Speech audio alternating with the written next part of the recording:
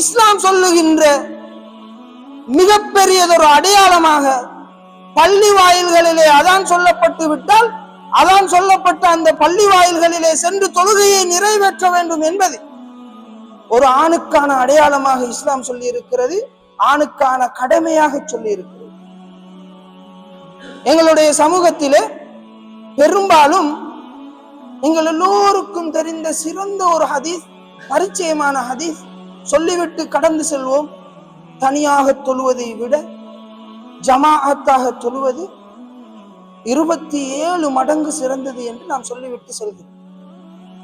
அதன் பயனாக எங்களுக்குள் உருவாகி இருக்கக்கூடிய இன்னும் ஒரு சிந்தனை, தனியாகவும் தொழ முடியும், ஜமாஅத்தாக தொழுதால் எனக்கு இந்த நன்மை உண்டு என்கின்ற ஒரு எண்ணத்தோடு பள்ளி வாயில்களிலே ஜமாஅத் தொழுகை நடைபெறுகிறது என்று தெரிந்தும் கூட